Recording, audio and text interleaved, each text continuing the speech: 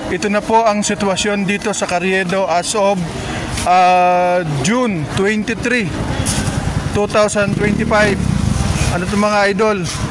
3:45 ng hapon mga idol. Ito yung sitwasyon dito sa Carriedo, na kung saan maraming mga nagtitrending dito na mga street foods.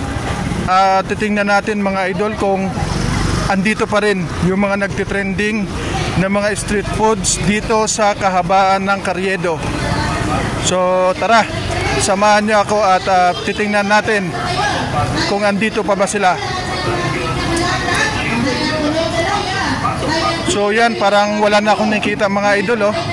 Wala na akong masyadong nakikita dito ng mga vendor dito sa may Carriedo. Ayan, unlike po dati na marami sa kahabaan ng Carriedo, ang daming mga street foods dito sa mga oras ng alas 11 ng umaga hanggang gabi.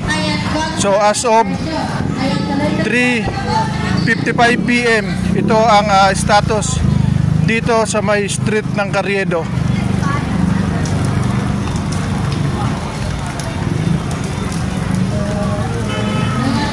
So ayan, maluwag na idol mga idol, oh. At lalo ngayon at maulan. Maulan ngayon, maulan na hapon, mag-ingat po ang lahat. So mayroong mga mangingilan-ngilan sa gilid na hindi na siya tulad nung dati talaga na dinadagsa ng marami tao dahil sa mga nagtitrending ng mga street foods dito sa kahabaan ng Carriedo mga idol.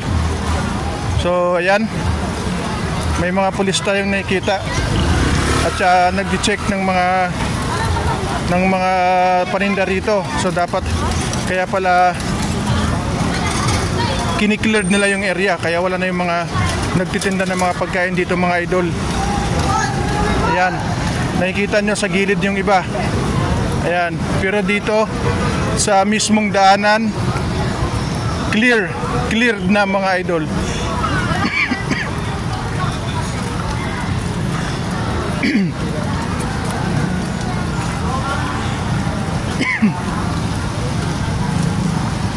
So yan mga avocado, cleared niya dito sa daanan mga idol. Kuya, ate, ano yan? Magkano po ang kilo? 200 kilo. Sige lang po.